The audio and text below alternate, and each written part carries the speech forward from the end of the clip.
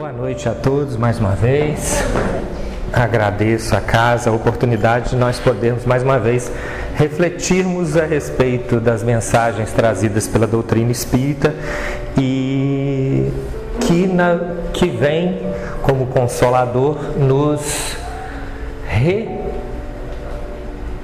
relembrar as informações tão preciosas que o Cristo nos trouxe, né? Então, a oportunidade de refletir a respeito dessa doutrina é uma oportunidade extremamente preciosa. E o tema no qual eu pensei para hoje é um tema que já foi tratado muitas vezes, que é o tema da transição planetária. Mas a partir de um viés que me foi trazido, que me surgiu a partir da releitura desse livro, que há uns 3 ou 4 anos eu trabalhei aqui também, que é o livro O Reino, do Herculano Pires. Até porque, se a transição planetária é um tema que nos foi trazido pela codificação por Kardec, né? É interessante pensar a visão, ainda que de forma em paralelo, com a visão que Herculano Pires nos traz. Até porque o Chico fala, né, que o Herculano Pires foi o melhor metro que mediu Kardec, né? Essa declaração do Chico é muito interessante. E o Herculano Pires, durante sua encarnação, foi um trabalhador tão dedicado que a biografia dele é muito interessante de se ler. Que depois que ele desencarnou, a família encontrou vários livros inéditos que ele ia escrevendo, enfiando nas gavetas e saiu publicando ainda durante muito tempo aqueles livros, que eram obras que ele ia deixando de reflexões a respeito da doutrina. Então é um trabalhador muito dedicado e, inclusive, assim, o amparo da espiritualidade sobre o trabalho dele é até demonstrado por um episódio muito interessante que se conta nesse livro, né? Abrindo um parênteses antes de começar, que é o momento que, nessa biografia, em que eles estão fazendo na casa dele uma reunião mediúnica que eles faziam sempre, né? Eles tinham um pequeno centro que eles estavam fundando, que era na casa dele, e o Herculano Pires passou mal. Não sei se alguém conhece essa história, que é uma história fantástica. E a reunião está acontecendo lá embaixo, levam ele para o hospital e ele desencarnou ao passar mal. E durante a reunião mediúnica ele já dá uma comunicação, sem ninguém saber durante a reunião, informando, dizendo que já estava em outros planos, prosseguindo o trabalho dele e incentivando todos a continuar no trabalho. Então é um trabalhador que reuniu uma quantidade de informações muito interessante para nós refletirmos. Então a gente vai chegar mais à frente a esse livro, mas o tema da reforma, das reformas necessárias para a transição planetária é uma tentativa de pensar a ideia da reforma, a ideia da transição a partir do que precisa mudar. E até coloquei aqui uma imagem que é uma imagem que se tornou famosa à época, né, há 50 anos, que foi uma foto tirada na véspera do Natal de 1968 pela missão Apolo 8, que estava fazendo os preparos para a ida do homem à Lua, que é uma foto fantástica, que é, num primeiro plano, a Lua e no fundo o planeta Terra. Relendo esse tema e voltando a ele, uma das coisas fantásticas que eu não tinha percebido, que pude perceber, é o quanto a codificação antecipa-se a muitas questões que à época nem eram aventadas. Se nós imaginarmos o 8º planeta do Sistema Solar, Urano, Netuno, perdão. Eu sempre inverto Urano e Netuno. Netuno foi descoberto em 1845 ou 46. Então, a codificação é do fim da década de 50 do século XIX e do início da década seguinte. Então, o quanto que ele se antecipa ao falar sobre a habitabilidade de planetas em outros sistemas, o quanto que Kardec traz a partir principalmente de psicografias feitas por Camille Flammarion, que são as psicografias que fazem parte inclusive do livro A Gênese, e vários livros que discutem essas questões. Então é muito interessante ver o quanto que se antecipa vários debates. E o ponto de partida desse debate é o Livro dos Espíritos, numa questão que abre o debate sobre a ideia de transição planetária. Porque se nós vamos falar de transição planetária, nós vamos falar um pouco primeiro do nosso planeta para depois chegar a essa transição. E o Livro dos Espíritos, na questão 185, Kardec não pergunta nem sobre o planeta, mas a pergunta dele é sobre os seres vivos que habitam cada mundo, né? O estado físico e moral dos seres vivos é perpetuamente o mesmo em cada mundo? Se nós estudamos biologia, já sabemos que não. Não precisamos nem estudar a doutrina espírita para saber que há mudança o tempo todo, inclusive para adaptar-se às transformações daquele orbe. Ela é perpetualmente? Não. Os mundos também estão sujeitos à lei do progresso. Todos começaram, como o vosso, por um estado inferior, e a própria Terra sofrerá idêntica transformação. Tornar-se-á um paraíso quando os homens houverem se tornado bons. Isso é interessante porque vincula a transformação dos homens à transformação da Terra num paraíso. Porque de fato, a imensa maioria dos problemas que nós temos no planeta Terra, na construção da felicidade, tem a ver com a forma como nós o administramos do que com ele. Ele nos sustenta até porque nós crescemos adaptados a ele. Nós respiramos o oxigênio que a atmosfera nos oferece e nos adaptamos a ele através de gerações e gerações, nós nos adaptamos a esse planeta. O problema tem a ver com a forma como nós o gerimos, não é? Então, esse é um ponto de partida essencial. Kardec traz aqui um aspecto central ao fazer essa... Os espíritos trazem a Kardec um aspecto central. O planeta vai sofrer uma transformação que fará dele um paraíso junto com a transformação moral dos seus habitantes. Esse é um ponto central para se discutir depois transição planetária. Essa questão, de certa maneira, já está no livro anterior ao Livro dos Espíritos, que é o que é Espiritismo. Já existe o esboço desse debate lá, ainda que no Livro dos Espíritos ele seja ampliado. Agora, depois nós vamos encontrar no Evangelho segundo o Espiritismo, no capítulo Há Muitas Moradas na Casa do Meu Pai, uma série de textos que vão detalhar esse assunto, né? São textos conhecidos, né? Ainda que não se possa fazer dos diversos mundos uma classificação absoluta, pode-se, contudo, em virtude do estado que se acham e da destinação que trazem, dividi-los de modo geral como segue. É uma divisão que nós já vimos várias vezes, mas eu quis retomar para fazer o panorama do nosso debate. E é interessante uma coisa que está aqui no Evangelho segundo o Espiritismo, que é essa classificação, é uma classificação para que nós entendamos a transformação. Porque em transição todo e qualquer planeta está. Em transição o universo inteiro está. Ele está em perene transformação.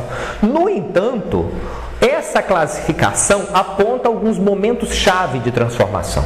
Alguns momentos centrais na transformação dos planetas que vão mostrar uma mudança qualitativa mais clara. Mas é importante observar que todas essas mudanças qualitativas são um acúmulo de milênios, de milhões de anos que vão chegar nesse ponto. Então, a mudança acontece o tempo todo, né? Primeiro os mundos primitivos, que a Terra já foi um mundo primitivo. Nós já passamos por essa fase de mundo primitivo, né? A fase em que estávamos, na verdade, até alguns milhares de anos. Porque o mundo pré-histórico é essencialmente um mundo primitivo, em que nós, como humanos, vivíamos naquela que foi consagrada pelo termo Homem das Cavernas, mas é muito mais complexa essa era do que isso. Esse momento do mundo primitivo, por isso que quando nós pensamos Jesus nos conhece profundamente, sendo governador da Terra, conhece a cada um de nós quando estávamos nessa fase. Quando estávamos há muitas e muitas encarnações vivenciando uma realidade, uma sociedade profundamente mais simples em vários aspectos, mas estávamos desenvolvendo sentimentos, constituindo uma série de princípios que nos fariam o que somos hoje. Então, esses mundos primitivos ainda não têm desenvolvimento tecnológico e vários outros aspectos. Isso aqui eu botei em tópicos, mas na verdade lá está aqui um texto corrido, né? Mas eu deixei o texto literal do que está lá. Mundo de expiação de provas, onde domina o mal, mas já há um desenvolvimento civilizatório, etc.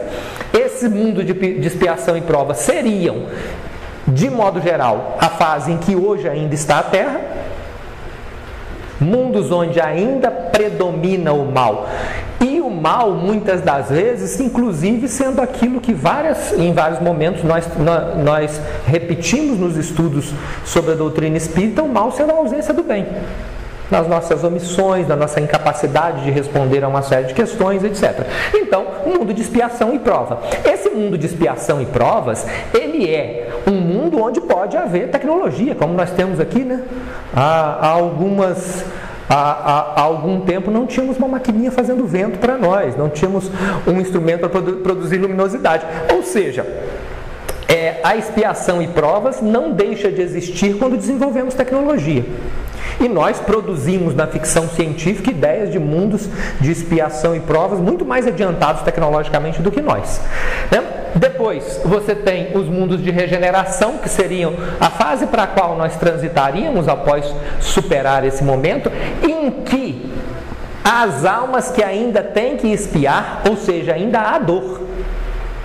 No entanto, há uma dor há um sentimento de compreensão porque essas dificuldades estão acontecendo, e não há o mal. Ou seja, não se trata no mundo de regeneração, no mundo onde nós vamos superar completamente todas as questões difíceis, mas nós vamos vivenciá-la de forma melhor. E nós precisamos passar para essa fase. E depois você tem os mundos ditosos, que nós temos até dificuldade de entendê-los, né? Se nós formos pegar a codificação, pegarmos alguns textos da Revista Espírita que explicam, por exemplo, como que é a espiritualidade e como que os habitantes de Júpiter vivenciam a realidade, é extremamente difícil para nós compreendermos aquilo em profundidade, enquanto um cotidiano, porque nós estamos tão distantes, duas fases além do que nós estamos. Então é um momento muito posterior. E, por fim, os mundos celestes ou divinos, habitações de espíritos depurados, onde exclusivamente reina o bem, né? A Terra pertence à categoria dos mundos de expiação e provas, razão porque aí vive o homem a braços com tantas misérias. Então essa é a classificação. É importante retomá-la, porque os próprios espíritos dizem, olha, essa é uma classificação didática. Você não vai conseguir, você pode subdividi-la de muitas formas, e provavelmente essa é uma classificação para nós entendermos deles.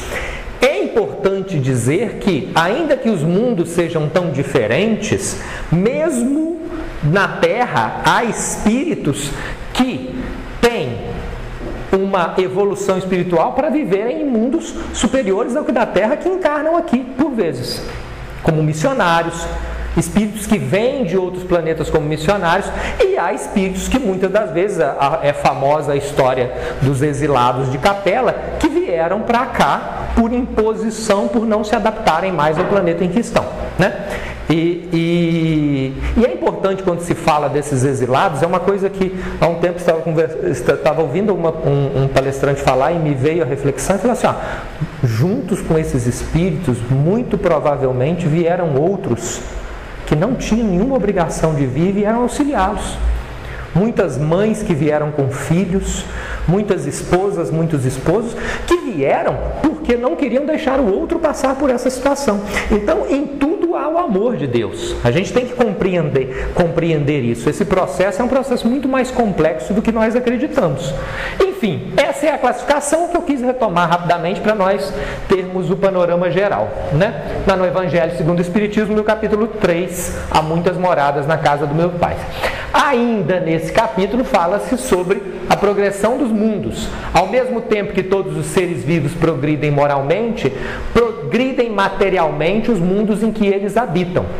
Quem pudesse acompanhar o mundo em suas diferentes fases, desde o instante em que se aglomeraram os primeiros átomos destinados a constituí-lo, vê-lo não ia percorrer uma escala progressiva, mas de degraus imperceptíveis para cada geração. Ou seja, na média, o planeta se transforma de maneira em que uma geração, como a que nós percebemos, não vê o processo de forma clara. Vê quando está no mundo espiritual, que vê de longe, mas daqui muitas das vezes não percebe.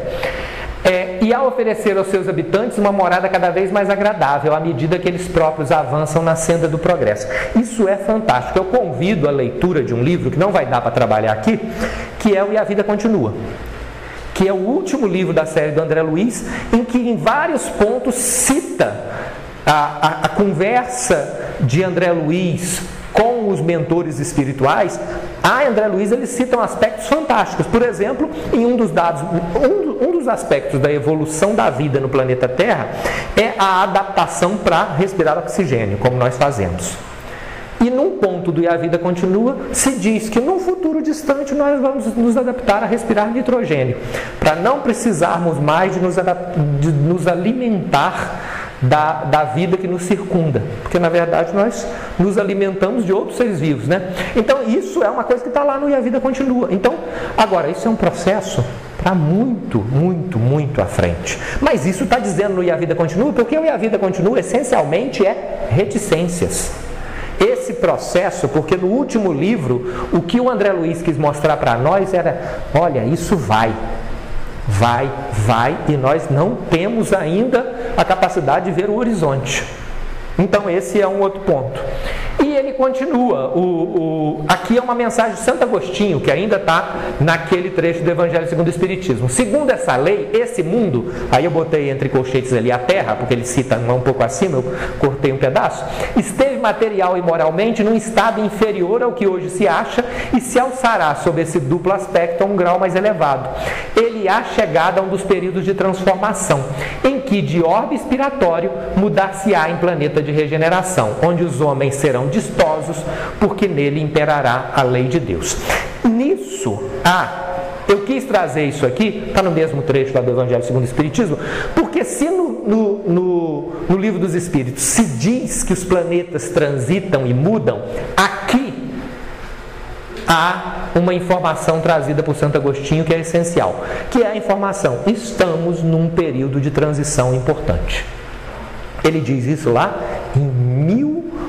em torno de 1860, né? A publicação é em 1862, 64, né? Mas as mensagens são anteriores, porque a construção do livro demora um certo tempo. Então, essa mensagem de 62 é uma mensagem que já tem quase 160 anos. Ou seja, a transição vai muito além de uma geração. Várias coisas que existiam naquela época, hoje não mais existem. Certas coisas persistem como chagas da humanidade, mas outras não mais existem. Então, é o que ele está falando aqui sobre essa transição. Então, a mensagem sobre a transição planetária é trazida aqui, né?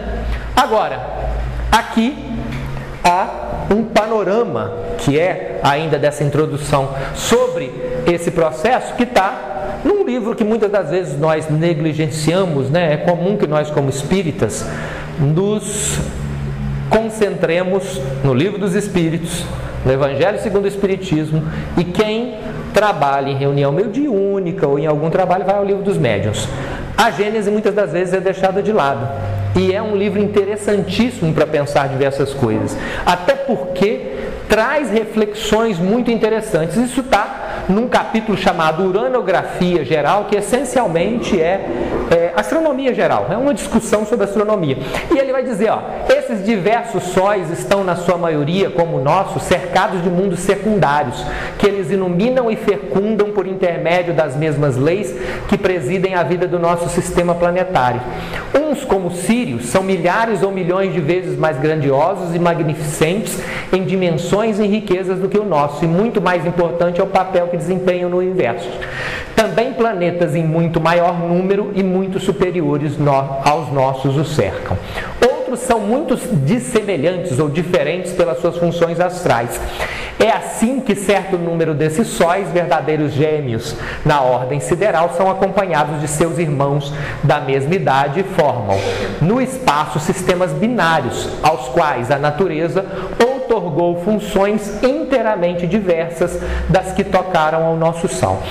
Um exemplo, durante muito tempo se acreditou que o sistema solar mais próximo ao Sol era o sistema de Alfa Centauro, que é um sistema de 2 estrelas, né?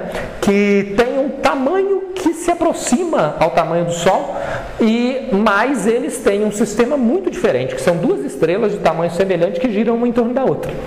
Então eles produzem um sistema para a própria natureza muito diferente do nosso. É isso que olhem só, isso é uma psicografia de 1860 e poucos. Em relação aos conhecimentos astronômicos de hoje, existia muito pouco. Então isso é importante perceber o quanto que essa psicografia traz de informação. Lá os anos não se medem pelos mesmos períodos, nem os dias pelos mesmos sóis, e esses mundos iluminados por um duplo fátio foram dotados de condições de existência inimagináveis por parte dos que ainda não saíram desse pequenino mundo terrestre. Ou seja, a vida é muito diferente. Se nós formos observar no próprio sistema solar, quando há os capítulos que falam sobre Júpiter, uma das dificuldades que Kardec tem ao inquirir é como que, por exemplo, vocês medem tempo, já que Júpiter é absolutamente diferente do como se numa vida que para nós é uma vida espiritual, porque não é perceptível pelos nossos olhares, por coisa. Mas eles vão dizer, olha, como se medir, por exemplo, nesses planetas, o tempo, se são planetas que muitas das vezes duram centenas de anos para fazer uma volta ao Sol em relação a nós. Então é uma percepção muito diferente. Então, como nós vamos nos adaptar a isso? Se nós temos dificuldade de conviver com o nosso vizinho, como que nós vamos apreender que isso é evolução espiritual? A encarnação num planeta onde a relação dia e noite é completamente diferente da nossa. Então esse é um dos preparos, que é, na verdade, um dos mais simples, né? Agora, observando os céus atualmente, eu quis fazer isso para dar um panorama, e aí eu entrei ao montar esse estudo e fui puxando informações sobre o que se tem hoje. Olha, NASA celebra a descoberta de 4.000 planetas em torno de outras estrelas.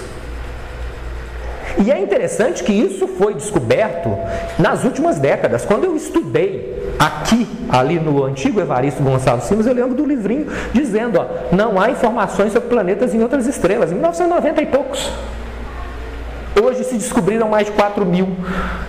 Astrônomos descobrem planeta parecido com a Terra a apenas 6 anos-luz da Terra. Isso aqui são informações que ainda vão precisar de mais detalhamento no futuro. Próxima B, que é uma estrelinha pequena que orbita essas duas que eu citei, que são Alfa Centauri A e B. Planeta parecido com a Terra pode ter oceano, ou seja, tem uma série de informações.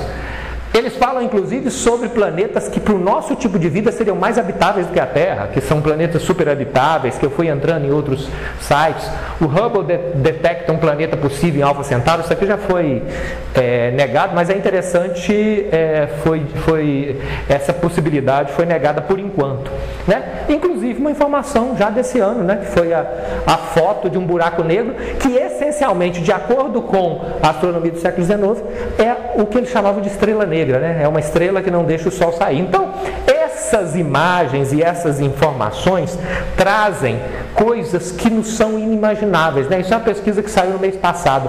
Mais de 10.000 planetas podem estar orbitando o buraco negro supermassivo, que é o centro da galáxia. 10.000 planetas. Isso é uma possibilidade matemática que eles pesquisaram. Ou seja, nós estamos ainda na pontinha das informações sobre a realidade. E olhem como que lá atrás Kardec e todos esses espíritos trouxeram para nós informações muito antecipadas. Muito, muito, muito antecipadas. E aí a gente fecha essa reflexão com a visão do horizonte, que está essa reflexão sobre os planetas, para entrar na segunda parte, que é a reflexão sobre as reformas, que está no Obreiros da Vida Eterna, no capítulo 3, o Sublime Visitante. Aqui É interessante, só contextualizando, que Asclépios era um espírito imensamente desenvolvido que chega para trazer uma série de informações para eles. É um espírito de evolução inimaginável para nós. E aí, o interlocutor de André Luiz diz o seguinte, ó, Asclépios relaciona-se entre abnegados mentores da humanidade terrestre, partilha de soberana elevação da coletividade a que pertence, mas efetivamente é ainda uma entidade da Terra, do nosso planeta, funcionando embora em círculos mais altos da vida.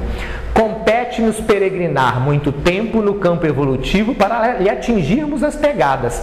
No entanto, acreditamos que o nosso visitante sublime suspira por integrar-se nos quadros do representante do nosso orbe, junto a gloriosas comunidades que habitam, por exemplo, Júpiter e Saturno. Já numa vida que para nós é inimaginável.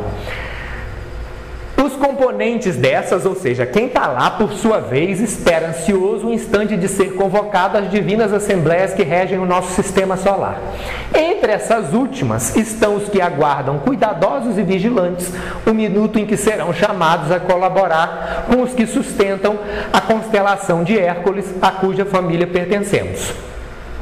Os que orientam todas essas estrelas aspiram naturalmente a formar um dia na coroa de gênios celestiais que amparam a vida e dirigem-na no sistema galáctico em que nos movimentamos, ou seja, os governadores da galáxia, da Via Láctea.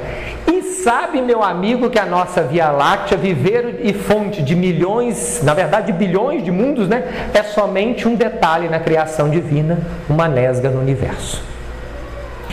Eu quis trazer isso porque agora a gente chega de volta à Terra. E de volta à Terra, essa última coisa que está no Obreiros da Vida Eterna, um livro do André Luiz, que é para mim, eu fiquei, porque eu cismei que isso era no E a Vida Continua. Eu fiquei futucando no livro durante umas horas e horas, falei assim, mas onde está isso? Aí depois que eu lembrei que estava nessa conversa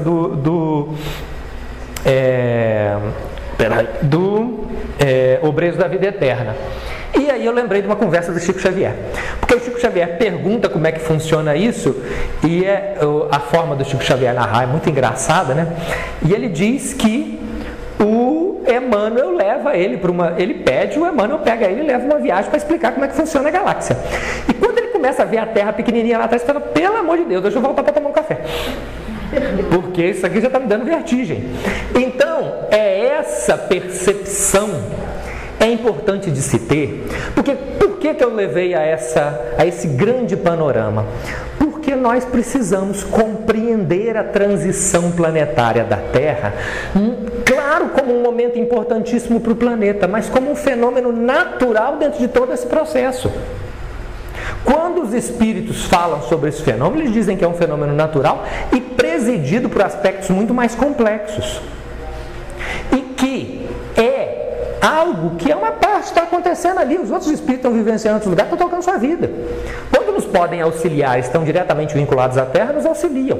E que esse processo está em diferentes graus, em diferentes lugares. Outros planetas estão passando por isso, outros planetas passarão e nós passaremos por diversos processos. Para a gente não superdimensionar esse processo como algo que nos faz especiais. Não, é um processo natural da nossa evolução. Tem um livro de ficção científica que se chama O Fim da Infância, que se bem me lembra do Arthur Clarke. E ele fala de maneira muito fantasiosa sobre esse processo de transformação. Não sob o ponto de vista espiritual, mas é interessante como essas coisas se sintonizam. Como que nós... é algo que nós passaremos, porque nós passaremos. Tem uma palestra da Anete Guimarães que é fantástica, falando sobre mudanças biológicas que vão sendo percebidas ao longo do tempo, né?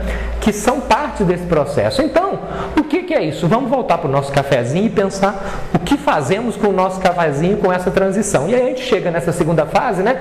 A informação trazida por Santo Agostinho de que o planeta estava entrando numa transição foi detalhada em diversas obras posteriores. Uma delas, provavelmente a mais famosa, é A Caminho da Luz. em que Emmanuel faz um grande panorama do papel da Terra, do trabalho de Jesus desenvolvendo o planeta Terra, da interseção dos espíritos em momentos-chave da evolução da vida na Terra. Então isso é importante. São revisitados vários momentos da história do planeta. E Chico Xavier também trata do assunto num dos programas Pinga Fogo, de que participou em 1971. Quem não assistiu, está disponível no YouTube. São 2 programas fantásticos. Vale a pena assistir eles inteiros. É fantástico como Chico Xavier, por exemplo, vai falar em 1971 coisas que hoje a ciência foi observar, até inclusive sobre astronomia. Tem um trecho que ele fala, por exemplo, que há água na Lua. E uma das coisas que eles na época pensavam é que não existia. E há, hoje, por exemplo, uma sonda indiana descobriu água nos polos da Lua. Inclusive, eles pensam de usar essa água para criar estações no nosso satélite. Então, isso é importante. O Chico Xavier falou lá em 1971, provavelmente chamaram ele de louco por dizer isso. Né? 50 anos depois, estamos aí. Né? Então, aqui, ó. Deixa eu ver. Então, de volta à Terra, né? A conjunção condicional, C. Por que eu botei isso? É uma palavra que o Chico Xavier usa em vários momentos quando ele fala sobre transição planetária nesse momento. Olha, nos encontramos no limiar de uma era extraordinária, C. Ou seja, ele não diz isso como um destino que vai se formar de forma assim, vai acontecer, igual você joga semente na terra e ela, se não chover e não tiver água, a semente também não nasce, não. Então, se nos mostrarmos coletivamente capacitados a recebê-la com a dignidade devida. A fala é imensa, eu peguei 2 trechinhos, mas isso terá um preço, terá o preço da paz. Se nós pudermos nos suportarmos uns aos outros. Ele se concentra nisso em vários momentos. Ele vai dizer depois, não estamos falando em amar, é um aguentar os outros. É uns aguentarem os outros. Isso está lá. Aliás, tem trechos engraçadíssimos. É muito interessante a entrevista. Vale a pena ler, porque o Chico era um ótimo entrevistado. Então, ele, enquanto encarnado, fez entrevistas fantásticas. Então, isso, se nós pudermos nos suportarmos uns aos outros. Chico Xavier, no programa Pinga Fogo, em 1971. Então, olha só. As consequências desse se. Então, é condicionante. Se. Né? Ele fala, inclusive, que se nós não nos destruirmos em guerras atômicas, se. Então é se. Em vários momentos ele diz se. É possível? Sim, se. Aponta para 2 aspectos da transição igualmente importantes. Primeiro, reafirma um dos trechos do Sermão da Montanha. Porque quando o Chico fala isso, é importante. Bem-aventurados os mansos, porque eles possuirão a terra. Se nós não nos amansarmos, a gente vai transformar a Terra num planeta de habitabilidade muito difícil. Observemos o que fazemos jogando óleo, por exemplo, nos mares aí em volta. Então a gente produz esses processos, que é um processo ainda pequeno frente a outros, né? Vinculando a paz necessária para sobrevivermos à tecnologia que criamos. Isso é um aspecto essencial. O planeta está em transição porque ele cada vez menos, por causa das tecnologias que nós criamos, suportará espíritos violentos. É só ver que a bomba atômica, que da década de 40 era produto só das grandes potências, hoje cada vez mais é uma tecnologia que um monte de país absolutamente vivendo dificuldades, quase a miséria quer produzir. Então como é que nós vamos sobreviver se nós não nos amansarmos? Por isso que Jesus fala lá, eles herdarão a terra, porque uma terra evoluída tecnologicamente só funciona com espíritos mansos, né? Enfim, segundo, condiciona essa transição a algumas reformas que deverão ecoar no comportamento coletivo. Mudanças. E aí falamos das mudanças. Quais as reformas que serão necessárias? Que reformas nós devemos fazer, né? Então, pensando na fala do Chico, a gente vai pensar um monte de reformas. Aí eu fui trazendo reformas que me vêm à cabeça de tudo quanto é tipo, né? O surgimento dos grandes impérios e potência do Império Romano aos Estados Unidos. Os grandes impérios reformaram o ambiente em volta. Se nós formos ver no A Caminho da Luz, há uma informação que está lá no meio, que a gente deixa de lado. Os espíritos, eles dão uma chance ao Império Romano de constituir uma humanidade equilibrada no todo. Mas quando o Império Romano não cumpre esse papel, há uma oportunidade para o Império Romano, como foi dada antes aos judeus com a vinda de Jesus. São oportunidades. Então o famoso Brasil, coração do mundo, pátria do Evangelho, não é um destino, é uma oportunidade. Não é uma coisa assim, varinha de condão, né? Espírito protetor não é não é gênio da lâmpada. Ele não resolve a nossa vida para nós. Ele nos dá oportunidades. Então é só uma oportunidade que nós podemos desbaratar, né? O Haroldo Dutra Dias chama isso de missão. Missão se cumpre ou não. Então é missão, né? Peraí. A ascensão de doutrinas e religiões que espalharam pelo globo, como o budismo, o islamismo, o cristianismo, são reformas. Tiveram seu papel importantíssimo em vários momentos, né? Mesmo aqueles surgimentos que produziram deturpações como o do islamismo. O islamismo foi, durante a Idade Média toda, o detentor, a salvaguarda de vários valores culturais, vários valores científicos que a Europa tinha deixado de lado na Idade Média. Então, foi importante? Foi. Até porque Jesus Cristo, por exemplo, não tem interesse nenhum de ser bajulado. Então não é esse o objetivo, né?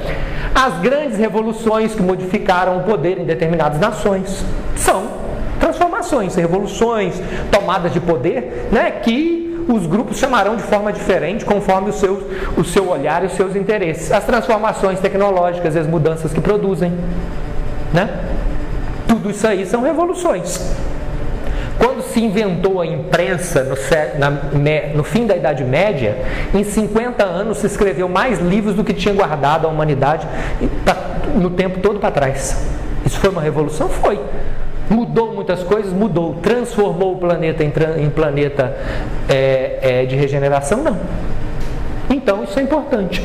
Quais são as reformas necessárias? Continuando, também podemos imaginar o quanto se promete, se espera construir no mundo através de movimentos reformistas. Desde reformas que a gente ouve falar aí no movimento da história do nosso país e de outros, né? Reforma estrutural, reforma agrária, reforma da Previdência, reforma administrativa, reforma política, reforma da reforma, né? Ou seja, a gente ouve falar de um monte de reforma.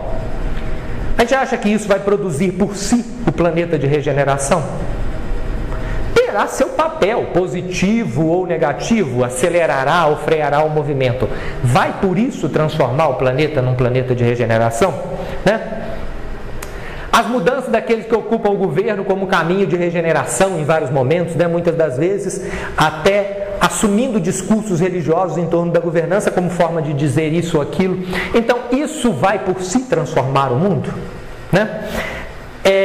Que apontam o surgimento de instrumentos como o computador e a internet como limiar da nova era, né? Muitas das vezes, eu que trabalho com isso, você pega os caras que inventaram computador, tecnologia, no Vale do Silício, lá nos Estados Unidos da década de 70, eles acharam que aquilo ia transformar o mundo num paraíso. Vários deles falam sobre a cyber-revolução, falam sobre uma humanidade nova por causa daquilo. No entanto, o uso que nós fazemos espelha o que nós somos, né?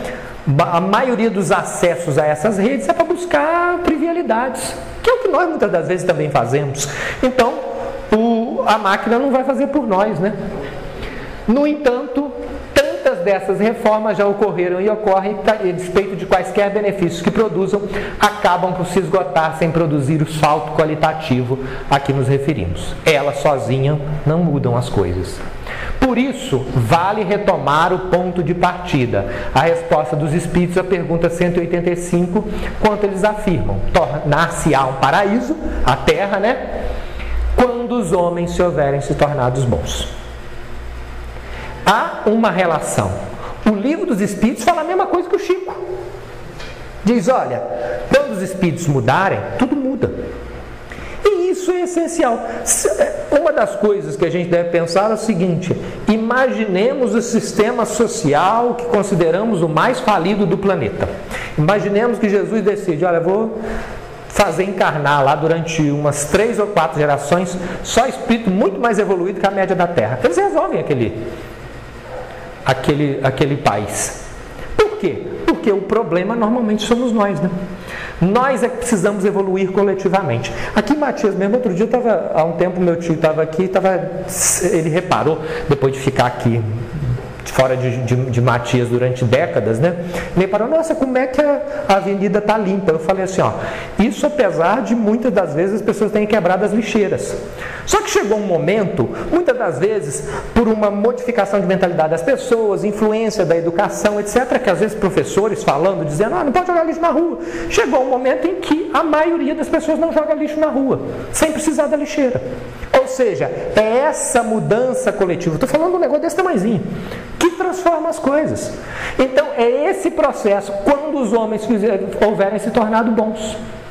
Da mesma forma que a não existência das lixeiras, no momento que as pessoas deixaram de jogar lixo, na maioria das vezes, limpou, de certa maneira, o ambiente.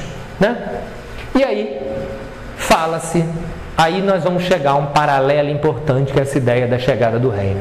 A ênfase que os espíritos dão às mudanças dos seres humanos como condição para a regeneração faz eco num ponto central da passagem do Cristo sobre a terra. Jesus anuncia a boa nova e o reino, ele não aponta sinais exteriores como centrais, mas a transformação de cada um de nós.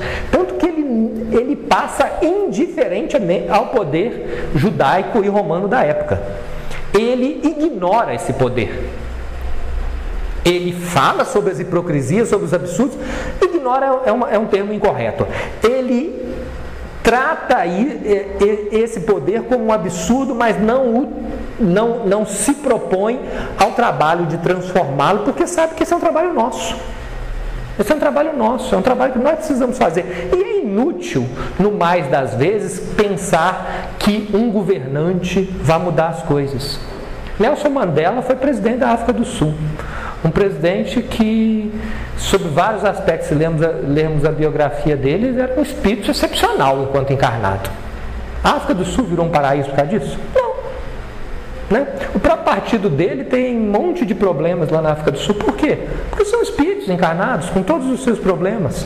O que ele foi abrir uma oportunidade. Agora, andar dentro da oportunidade foi opção das pessoas ou não. Né? Algo que fica bem evidenciado nesse pequeno livro do Herculano Pires, que é o Reino. Né? Aí, falamos sobre a grande reforma. Muita gente se engana que isso aqui é um trechinho que está na introdução do livro. Pensando que o reino pode ser atingido pelos atalhos humanos, pretendem chegar ao reino pela política, pela religião, pela filosofia, pelas ordens ocultas e esotéricas, pelos ensinamentos desse ou daquele mestre em particular. O reino é como semente, começa na germinação oculta solitária dentro de nós. O que todos esses aspectos fazem é oportunizar, mas só se muda por dentro. Só se muda por dentro. Da mesma forma que a lixeira na rua é uma oportunidade, mas se a pessoa não jogar o lixo lá não muda, a transformação espiritual é nossa. Então ficar esperando vir algo de fora para fazer a transição planetária, existe uma transição planetária que o cristiano tem uma responsabilidade muito grande, a dele. Como eu vou fazer a transição planetária em relação ao que está acontecendo hoje na Coreia do Sul? Há uma transição, nós temos um papel coletivo a partir da nossa transformação individual. Então a gente tem que ter uma percepção sobre isso. E a grande reforma, a germinação oculta que os espíritos falam. E essa é a reforma necessária à transição planetária, que é a reforma íntima. Na reforma íntima, é através dela que nos mereceremos nos tornar habitantes de planetas de regeneração. A Terra de manhã é outro qualquer. É através da reforma íntima que a gente chega a esses orbes, a essa nova realidade. É através dela que contribuiremos para a renovação do planeta em que vivemos. Porque a partir do momento que eu me reformo, eu passo a não jogar lixo na rua, eu passo a respeitar a outra pessoa, eu passo a agir no trânsito da forma mais correta possível, eu passo a entrar dentro do ônibus e subir uma grávida, uma pessoa com dificuldade de locomoção, um idoso levantar e deixar a pessoa sentar. É aí que o planeta muda. né?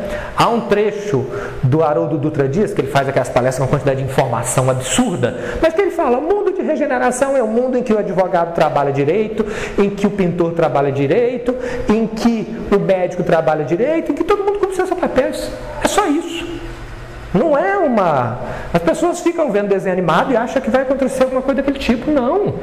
É um planeta com todas as suas características, né? Assim como na pergunta do livro 185 do Livro dos Espíritos deixa claro, a transformação da planeta Terra em regeneração não é causa, ela é sintoma da regeneração dos seus habitantes. Não é a regeneração que vai me mudar, é eu mudar que vou produzir a regeneração do planeta Terra.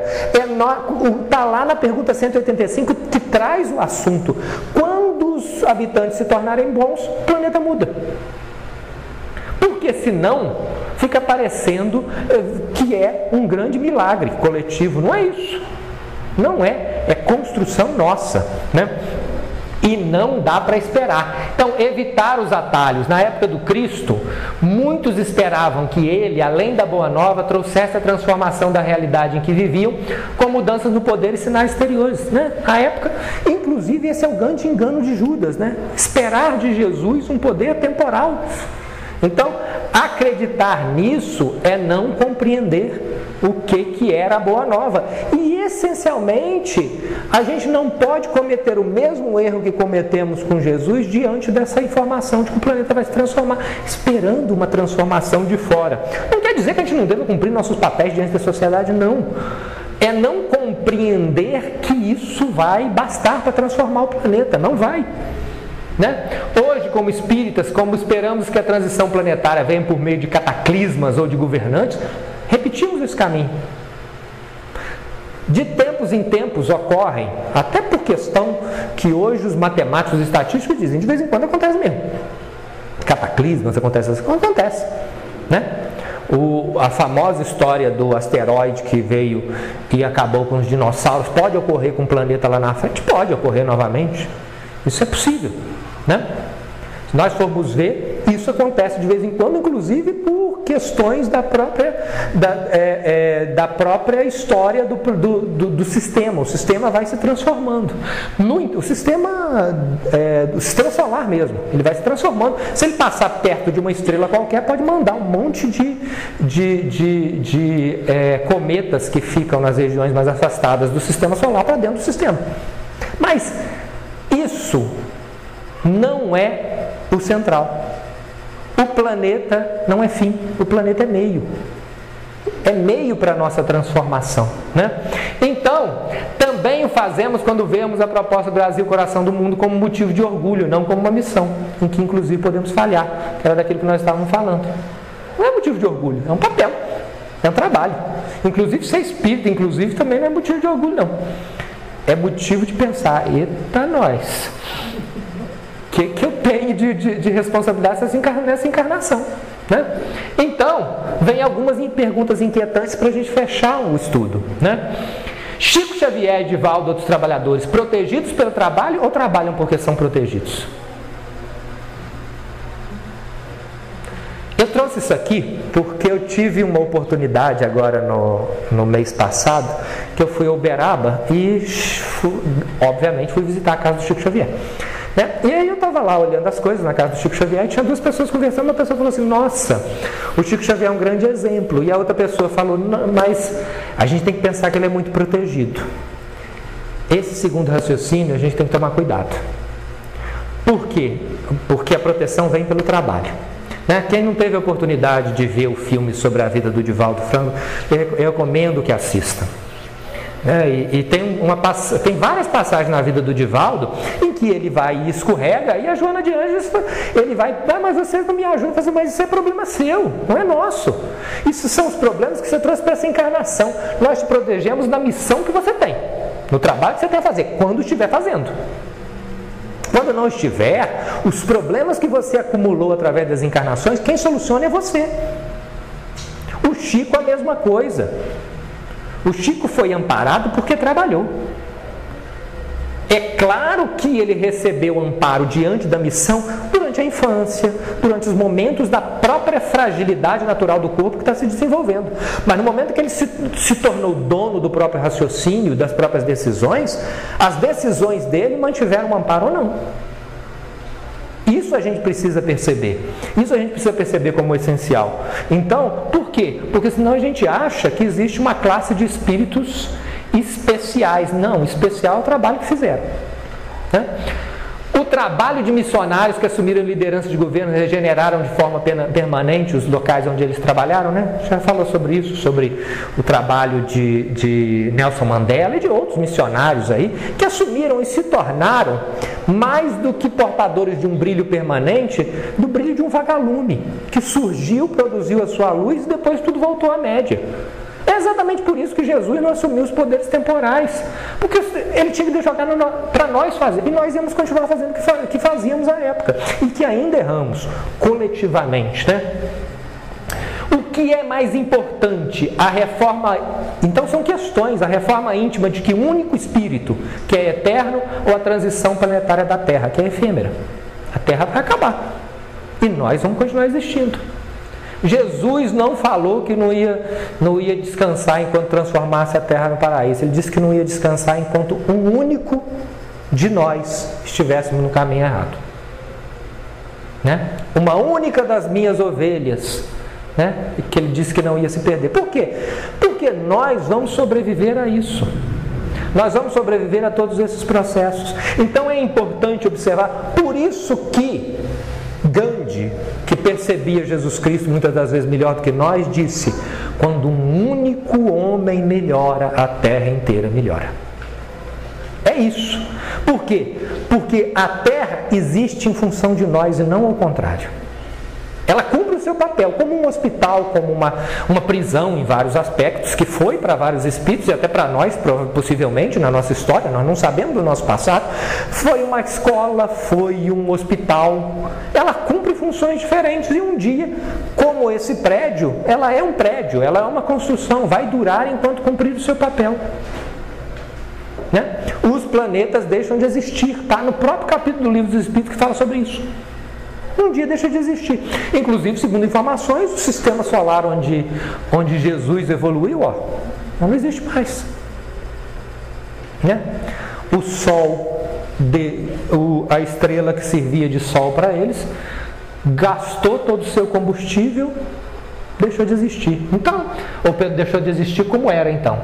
Reformar-se intimamente a esquecer os compromissos com os outros? Não.